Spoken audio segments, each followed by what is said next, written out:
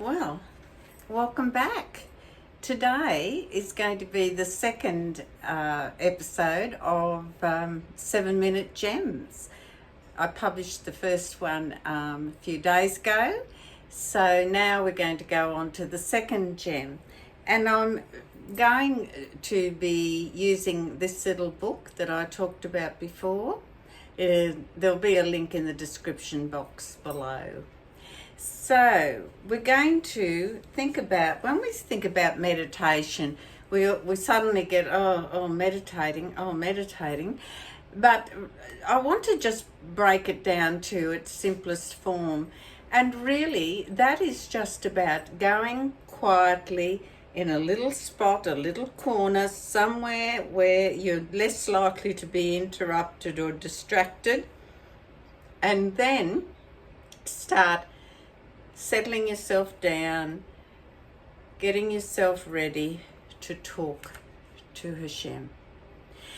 And that is something that we often don't make time for. And it's not about how much time you spend talking, it's about what you pack into that speaking with God. And so I'm hoping there's a few little hints in here I'm going to pass on to you that I think may help you. And it says, meditation is the highest path of all. One must therefore set aside an hour or more each day to meditate by himself in a room or in the field. Well, it is nice. Where I am sitting now, I looking out through my front door, which is all sort of glass, and I'm looking across our beautiful green fields because we've had so much summer rain.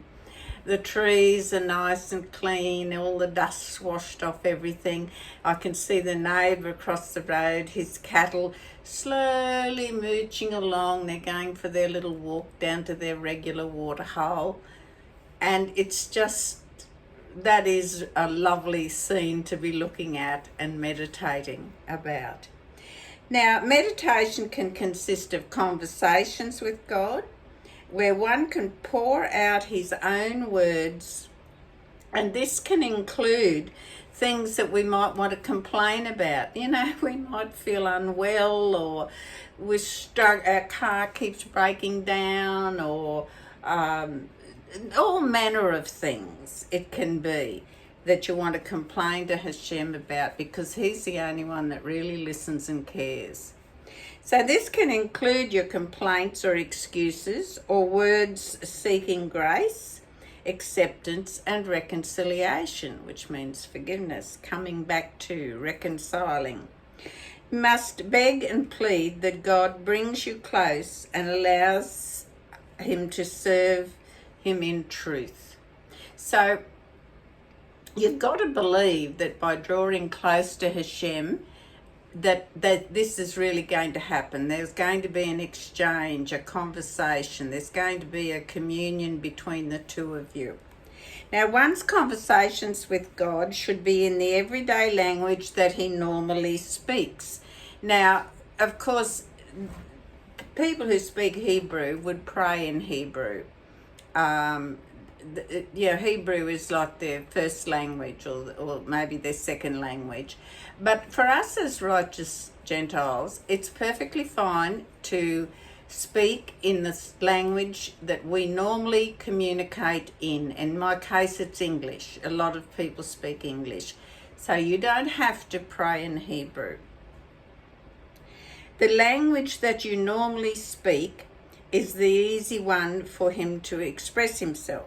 The heart is closer to such a language and follows it, since the person is more accustomed to it.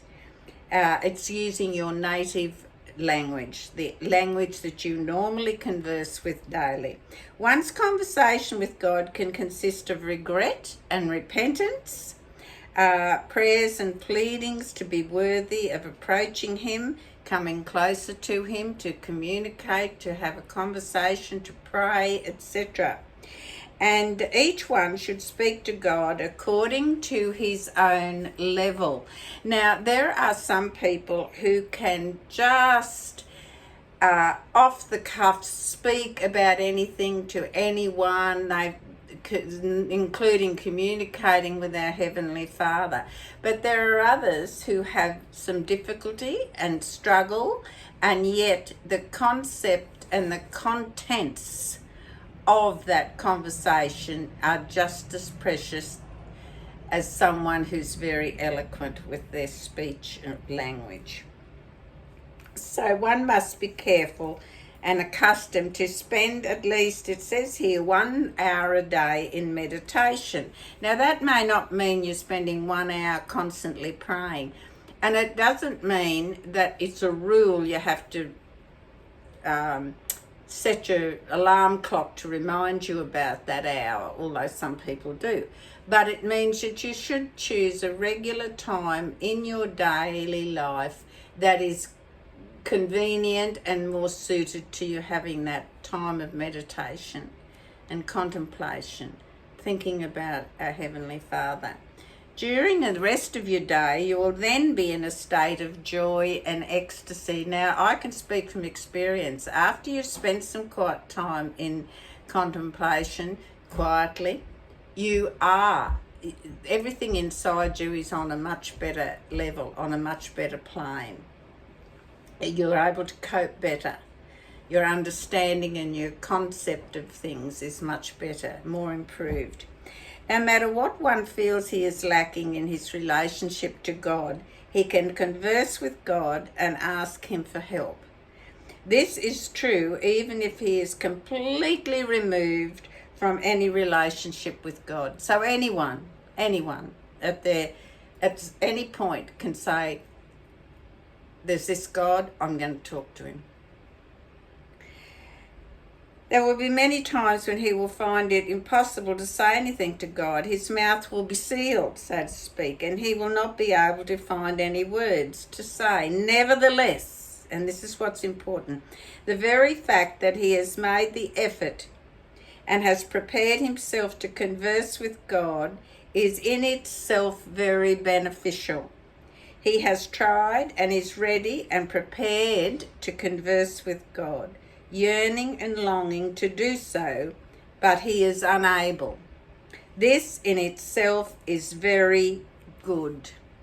So you see, it doesn't matter if we stutter and stumble over our words, or we find it hard to actually open our mouth and get that speech, the soul speech out. The fact remains that Hashem, our loving Father, knows that. So just keep at it. He knows what's in our heart. He knows what we're trying to say, but he wants you to say that. He wants you to request things, to ask for what you need. I hope this has been some help to you, and I'll be back again in a few more days with the third little gem. Please take care and God bless.